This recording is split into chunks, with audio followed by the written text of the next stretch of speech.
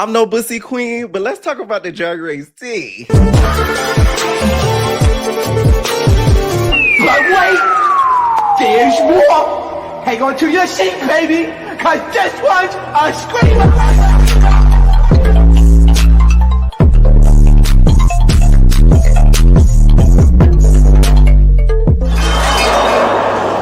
Are you not entertained? Are you not entertained?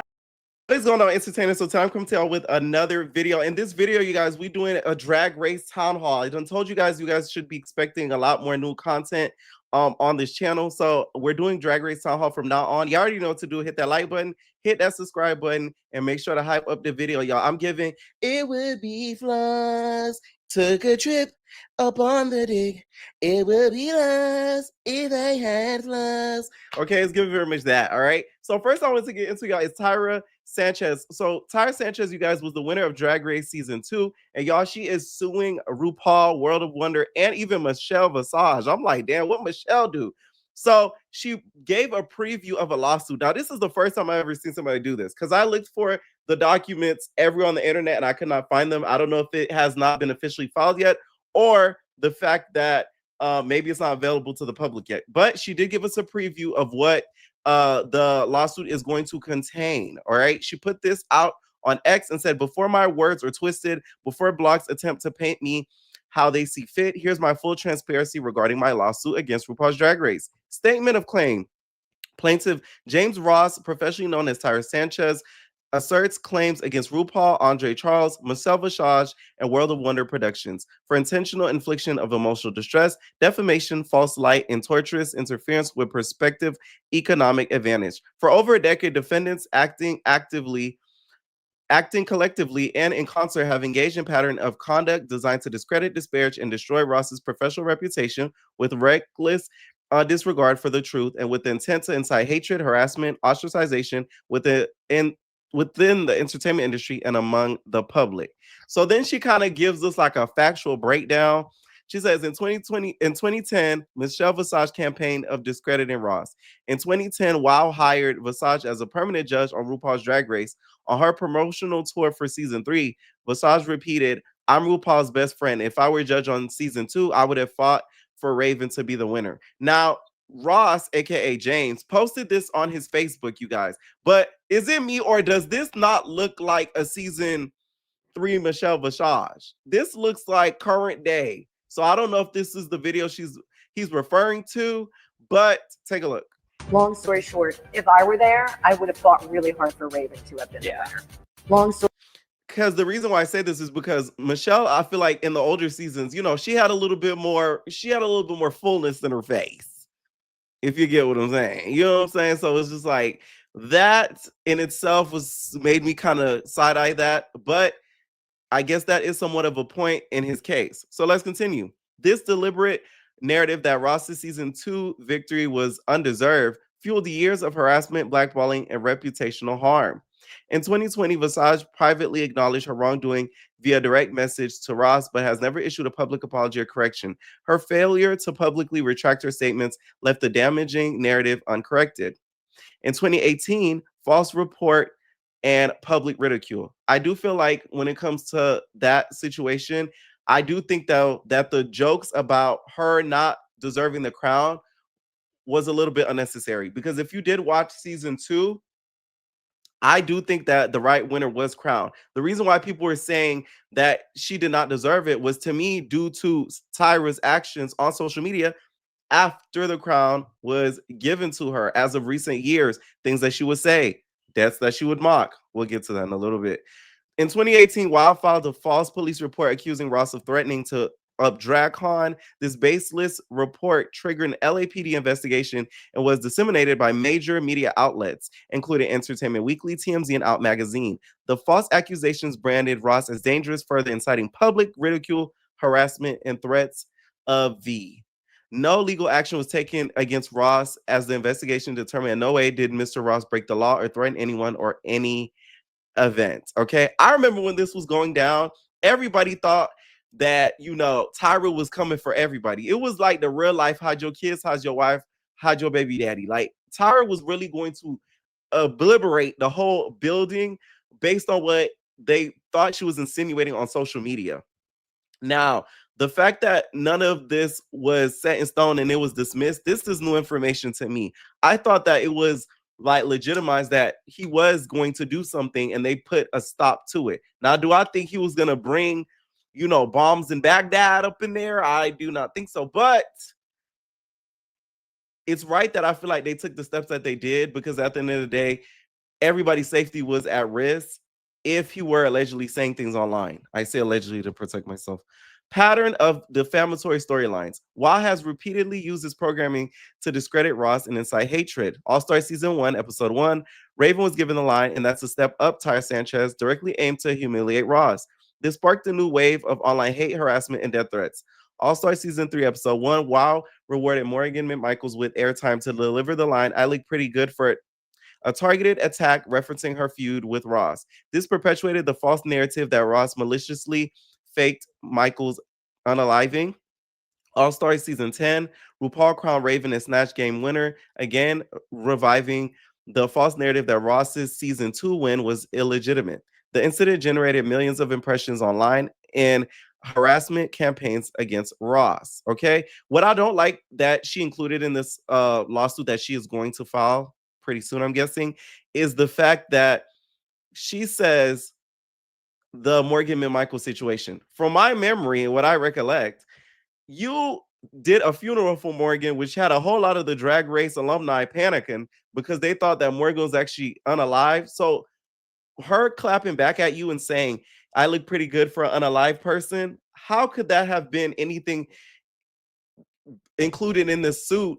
Because it was a reply to something that you said. I don't get that. I feel like that should have been left out, because that to me negates a lot of your points, because you initiated the situation and Morgan to me was just replying back to it. And it was in a comedic way and your name was never said. All-Star Season 10, 2025. RuPaul crowned Raven as Snatch Game winner, once again reviving the false narrative that Ross' Season 2 win was illegitimate. The incident generated millions of impressions online and harassment campaigns against Ross. Ongoing campaign of targeted humiliation. On January 8, 2025, RuPaul reposted a skit showing her slapping Ross across the face. This act, publicized to millions, was not satire, but calculated intended to humiliate Ross and encourage renewed harassment. Now, this was around the time the Vivian ended up passing away. If y'all follow Drag Race, there was a drag queen by the name of the Vivian that was on an international season and then was also on All Stars. And the Vivian ended up passing away on January 3rd, 2025. After the Vivian passed away, Tyra sort of poked at the death of the Vivian, which real name is James Lee Williams, and he used the moment to circle back to a previous feud that they shared. So due to a lot of the things that Tyra would say online, the Vivian kind of clapped back at it when she was alive. So in July 2020, the Vivian called out Tyra on X. Bet Tyra was fuming when she realized Netflix spoiled the win too. The Welsh-born drag queen noted in reference to her series of the franchise appearing on Netflix, which then Tyra ended up quote tweeting this, as we're going to see here, and then said a very nasty comment by saying and tweeting, "Yet it doesn't compare to the fumes of the crematorium." So this then made RuPaul initiate the slap, as we all see that's used as memes literally everywhere. Okay. So once again, this is something that I feel like Tyra did first, and then people clap back at it. But once again, she's playing victim. So do I think this should have been included in it? No. And once again, this was a part of the show where the slap happened on season 2. I'm just saying, okay? Though these actions, defendants have deliberately created and sustained the narrative that Ross is undeserving of the crown, title, and recognition he rightfully earned, making it impossible for him to secure stable income or employment. Damages suffered as a direct and foreseeable result of the defendant's actions. Ross has suffered severe reputational harm, preventing him from securing professional opportunities, harassment threats ostracization from the entertainment industry and the LGBT community, emotional distress, trauma, and fear for personal safety. Ross avoids LGBT spaces and individuals due to a reasonable belief that he will be subject to mistreatment or violence, economic losses in the form of lost wages, diminished earning, and capacity. So he also took to Facebook and posted as well this video. Now, this was a video where this is Tyra, which is of course known as James Ross. This is his real name. And he ran into RuPaul and had RuPaul basically tell the viewers and the fandom to kind of leave her alone. Show her some love. This girl won this contest, honey. Y'all be nice and sweet. Thank you. Which is so creepy because Tyra reminds me of like a YouTuber. So the girls that know. Anyways, moving past that. Now, Tyra also posted this video as well. And put Tyra has not engaged in initiating conflicts with other performers, has only responded when personally targeted without a provocation. Jiggly Caliente appeared online with Fifi O'Hara and made statements regarding Tyra for apparent promotional or other reasons. So Tyra don't want to try it with me. Because this is the truth. I will rip Tyra a new asshole from here to fucking New Mexico, bitch. That is the truth. Because I have shit on Tyra. I have plenty of shit on Tyra. Chris is going to post her phone number. Then have to get If you can post my phone number, please call me. Send me dick pics and all that. I don't care. Yeah, they have. All right. So since this has been released and Tyra has put out this tweet, Fifi has also taken to social media and post DMs from Tyra Sanchez where Tyra's basically poking at Jiggly's death. If you guys don't know, Jiggly Caliente has unfortunately passed away as of recent, where you see Tyra saying, aha, mourn, be mourn, Phoenix, yourself, your pain, haha, that dead, ding dong, Jiggly's, and then put Phoenix, you know, every day, Jeremiah, and I text each other, made it. As we're thankfully for another day. It warms my heart every time I see this text. No matter where we're at in the world, we make sure to check in every day just to say, hey, I'm thinking about you. He's 21 now, but he's still my little man. Can you text Jiggly and tell him you made it? Ooh, burn, I'm still here. Okay. Now, this was a text that once again shared by Fifi, aka now known as Jeremy. So once again, there are things that Tyra has done that hasn't been the best. Now she's seeking punitive damages, compensatory damages as well, and then as well as a declaratory relief acknowledging the defendant's wrongful conduct. Now, I don't think that she's going to get all of that. Maybe none of it. Okay. I feel like Tyra's the type of person where she kind of causes a lot of chaos and then plays victim for some of it. Do I think that they should have negated the fact that she shouldn't have won so many times before she started going into those behaviors? No. I do feel like RuPaul and some of the alumni should have chilled on that joke, because imagine winning a crown and then people saying that you don't deserve it. Sorry, Jiggly. You get what I'm saying? Like, it's not going to feel the best. So I understand that. But some of the stuff that she has done as of recent to me are super nasty. So it's like, you kind of had it coming to you, all this stuff, because you're so nasty with some of the stuff you're saying. Mocking death to me is like the ultimate no-no. Like, when somebody's unalive, you're mocking it is like a whole nother level. Like, that's like a whole nother level of sick to me. Now, I will say I don't think any of the queens deserve to get hate sent towards them, because at the end of the day, it's already hard enough being queer and also participating in drag. It's not as easy as some may think. So I don't think any of the queens deserve to get hate sent their way. And it is important to be kind. So on to the next topic. We have a Jan versus a Brier. Now, if you guys don't know, Briar, you guys, is on this recent season. And Briar and Jan from a past season had a beef. And Briar explained it on TikTok. Now, she says that the reason why they have this beef is due to a booking Jan had, and, you know, a little bit of a snarky, rude character that she had during this booking. Drag queen I've ever fucking met was from season 12, and I was doing tip collecting, and I won't name names, but I collected her dollars after her performance, and I went up to her and I was like, okay, where do you want me to put these dollars? And she says, oh, can you put them in a bag? And I was like, oh, okay, like, what bag do you want me to do? I have to go collect the next person's dollars soon, blah, blah, blah. And she goes, I don't know. Fucking put it in a bag. I don't care. Go find one. And I will never forget that queen was that rude. Like, I just collected your money off the floor for like 3 minutes straight. Like, chill out. Also, after the club has closed, she's walking out and she goes, oh, thank you for coming and supporting. And I was just like, I work here. And she was just like, oh, okay, thanks. Bye. Okay, fine. It was Jan.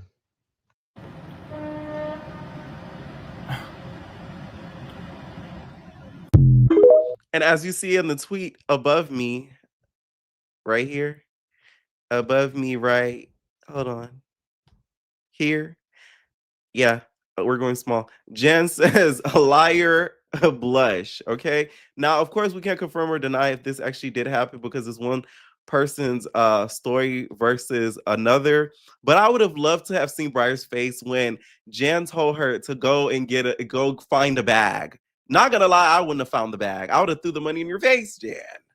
Allegedly, if it happened. Now, Jan ends up calling Briar in this clip that's seen on Reddit and basically called her sick in the head. Just one single episode of her being on that show that she's a shit stirrer and likes that.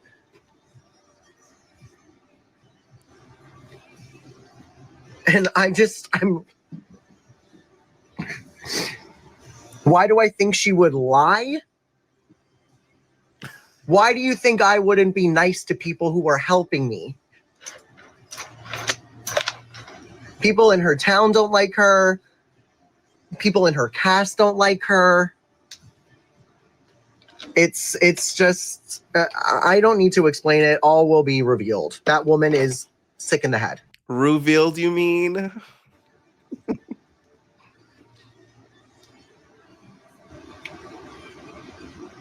Once again, it's one person's word against another. We wish. The Untucked and the Wild cameras were rolling, but of course, this was off camera and even before Briar even got on the show. Okay, now let's talk a little bit about Ginger. So Ginger has been on the tip of a lot of people's tongue just due to a lot of the fandom accusing her of allegedly lying. A lot of the other Drag Race girls coming at her that were on the All-Star season 10 with her as well. And now it's come to the point where now she is kicked out of the group chat. Okay. Now she talks a little bit about All-Star season 10 in this interview with Kelly Mantle, who's also been on the show as well, where she describes how she has felt since getting the crown and also her experience on All-Star 10. Very kind to my face. Were very supportive of me in the room. Yeah. To the point where I felt like I was in a safe space where I could be vulnerable with them and I could share this experience. And then once it started airing, they just started one by one kind of defecting and going, oh, I can get more traction on this post if I trash Ginger, or if I say this about her, or I'll wait until next week and then I'll say this. And Mistress Isabel Brooks is one of two. Lydia is the other one, who every single week that I was on that television show would call me or text me and tell me, bitch, you looked great. You were amazing. You deserved this. Fuck what people are saying. Or they would call and check up on me to be like, there's a lot of discourse going on. How are you? Interesting. Yeah. So whatever the season itself was, which it was difficult being in that situation with Mistress. There are moments in that first Untucked for Snatch Game where I literally dissociate. I go to another place, and to the point where something happened that has never happened to me on Untucked ever. They yelled cut to come and check to see if I was okay. Really? And I was like, I'm good. But okay, now this portion of the interview caused a lot of discord between some of the Drag Race girls, including Cynthia Lee Fontaine. Now, y'all know, I knew it was a problem when Cynthia spoke out, because Cynthia is like one of the nicest drag queens I feel like I've ever seen on RuPaul's Drag Race. Like, you never see her argue with anybody. You never see anybody saying anything negative about her. Like, she is like sweet as like all pie. So she replied back. She says, Ginger, I have the opportunity to see the interview at the Kelly Mantle show.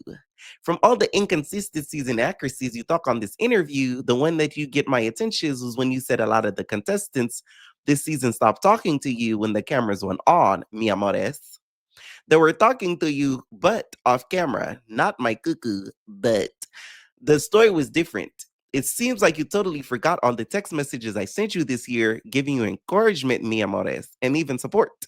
That's the truth, and I have evidence. Because the one who decided to isolate you from the rest of the cast was you, mi amores. RuPaul granted you with the crown. This is not the time for lies and conspiracy theories. Because you are looking to portray a victim character is not accurate to be like this. It's not nice, mi amores, to be likable or have visibility in front of the fans. This is not a winner behavior. Okay, that's my best Cynthia Lee Fontaine impersonation. Okay, I feel like it's something to be said when somebody's such a nice character on a show like Drag Race that's had enough and has spoken out. That kind of shows me that something is not right here. So it's giving Ginger, is Ginger the drama? Because that's what it's giving a little bit. Okay. Now, since a lot of this has went down, there's something else that Ginger has went viral for. She recently did a podcast with Nicole Byers. Now, this podcast with Nicole Byers caused a little bit of discourse as well, because she mentioned in this podcast about her, getting checked on during Untucked. Now, here's the clip where this was included. It's coming for me and coming for me and coming for me in that Untucked. And you can see me completely just dissociate. I just go to another planet. Just go away. To the point where they called cut, which they never call cut in Untucked.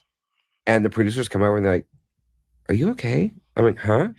I'm great. I'm fine. I'm fantastic. I'm fine. It's coming for me and coming." All right, so since this has been said, Mistress took to Twitter and said, "Yes, I was grilling Ginger Minj, and in that moment, production told to stop. They immediately rushed over to Ginger and asked if she was okay. Tears rolling down her eyes as she looked down, tapping the ruby slippers her mother gave to her when she was younger. It was a quick moment the girls might not remember. Jennifer Aniston came and brought Ginger her coffee, then we went right back into Untucked like the cut never happened." Mistress be popping it. We need to see Mistress Isabel Brooks on Bad Boys, because the way that Mistress is always popping it and is always ready to get the drama, we need to see if Mistress also gets active. I mean, she knows Natalie Nunn, okay? I don't believe Ginger, because I don't think that they would yell cut for a reality show. That is literally a behind the scenes portion of the show. It's called Untucked for a reason, because you guys are untucking. Like, it's a part of the show of everything being natural. I don't think WoW and RuPaul's Drag Race is so produced to the point where they're cutting on a Untucked episode where they kind of want to see the breakdown. They kind of want to see, the disassociation that Ginger claims. So I don't know if that's too believable. Okay. I'm just saying. Once again, since all this has happened as well, the whole situation with Ginger being the quarter Puerto Rican too was a topic of conversation, which is another thing that kind of makes me like, really? I guess. Okay. Once again, since all this has went down, she's been kicked out of the group chat. Now, she did make a recent appearance at the 2025 RuPaul's Drag Race season 18 red carpet, and she seems to have been in great spirits. Once again, don't send hate to any of the queens. I don't think it's necessary, but Miss Minj does know how to tell a tale. She is a theater queen at the end of the day. So can we really be surprised? Okay. Anyways, you guys, let me know what you guys do think about some of these topics. Do you guys think that Tyra may have a chance at this suit once it is officially filed? Do you guys think she may have a chance whatsoever? Once again, what I do think, though, is that Tyra does have a victim mindset, and she kind of gets in her own way. Do I think she deserved all of the treatment that she did get after winning the crown? No. But do I think a lot of it was her own doing? Hell yes. Let me know what y'all think, and we all babies.